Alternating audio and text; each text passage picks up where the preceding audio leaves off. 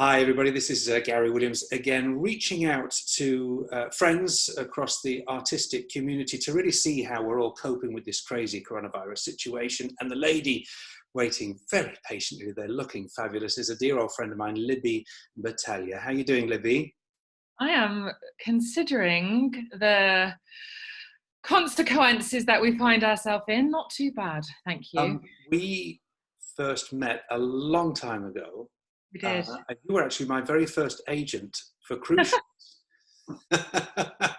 And I remember the meeting well. You had much bigger shoulder pads then. Yeah, I remember in my Ralph Lauren. You were irresistible. I had to sign Those up. were the days. But that was Those a are long the time days. ago. And so what are you doing now? How are you connected to the arts now?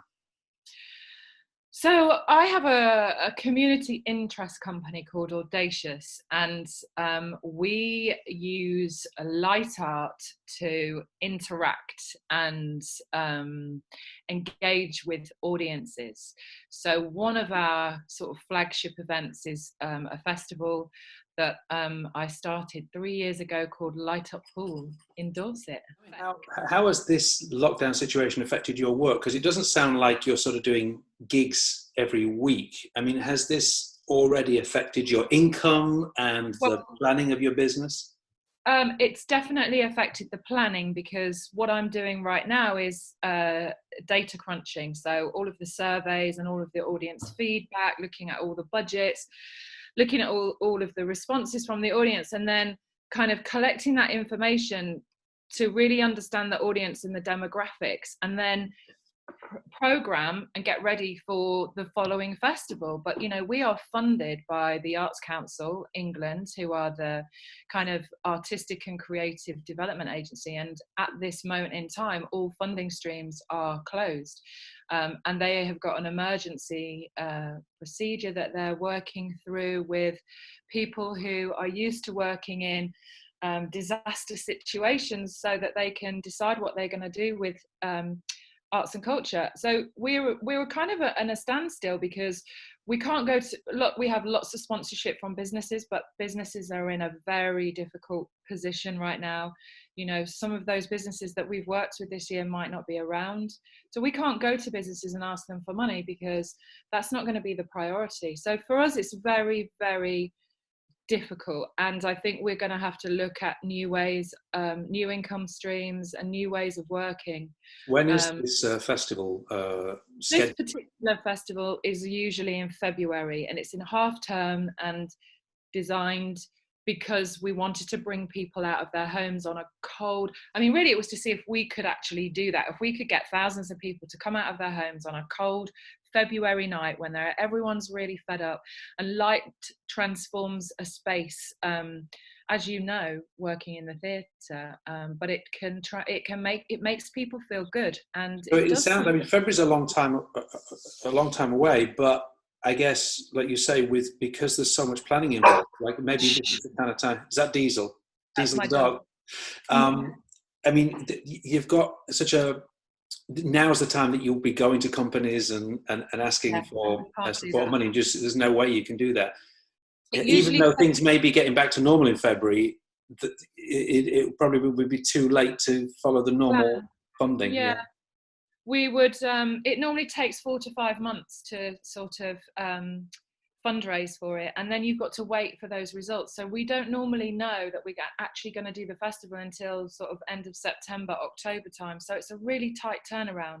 But usually you've done the planning before you're waiting for the go ahead. But yeah, is it going to be very different this year? And I think we are involved in other projects, and hopefully they will continue. So we're involved in another project in Southampton called Mayflower 400. At the moment, that's going ahead. That's obviously it's a national celebration, and we're working with Light Art for that.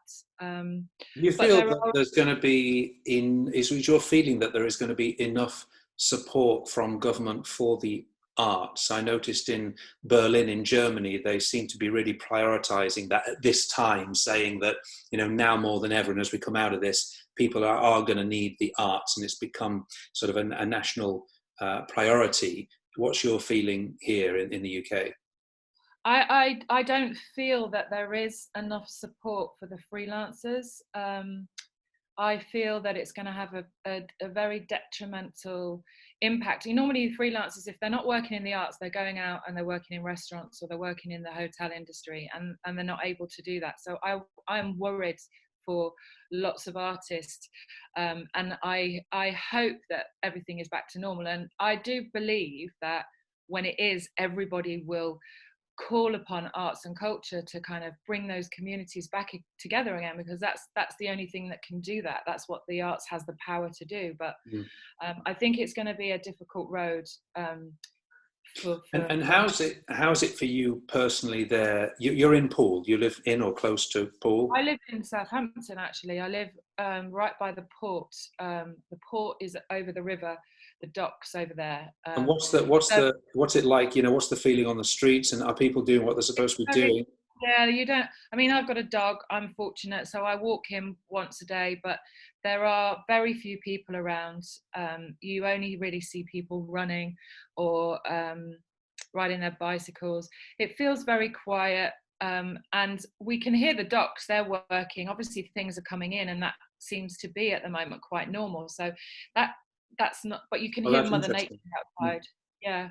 But I mean, and how are you sort of managing to stay sane during, or maybe you're not?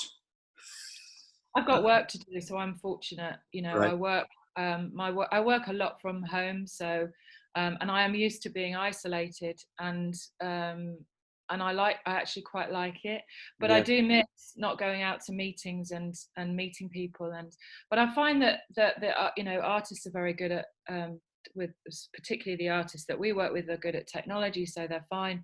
Everyone's getting on to Google Circle or Google or Zoom, and people are communicating, and I think that's really important. And also people are using the technology to engage with people in different ways. I think everybody's kind of reached out to arts and culture, haven't they, online? And they're, what I think is really important is that, and what I've noticed is that people want to participate in the arts, and at this time, that's what people are doing. I've seen this morning families on breakfast TV who had done a rendition of one of the songs from Les Miserables, and they'd changed all the words, and they'd interpreted it, and how they are in their life today.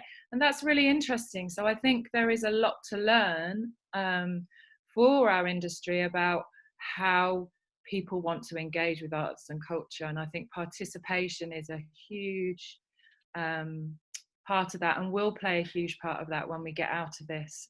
Do you think there are any more sort of surprising positives to come out of it all? I mean, particularly for you personally, the way that you work or the way that you've been structuring your days, do you think you're going to come out of this with any better in some respects? I think I've had, I think I've had more time to reflect, definitely. And life is not so busy. Life is calmer, and I actually like that.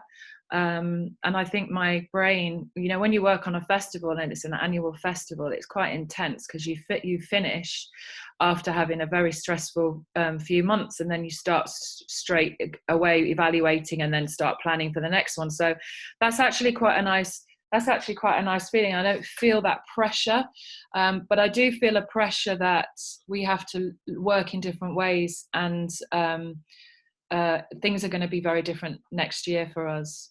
Mm-hmm. It's always great talking to you. How can people find examples of your work online? So Audacious is www.audacious.org.uk, and Up Poole is the same but .co.uk. And we've got to have a quick look at Diesel just before we say goodbye. Diesel, come here. Hop, hop, hop. He's a very, very well-trained dog. Bye, Libby. Bye, Diesel. Bye.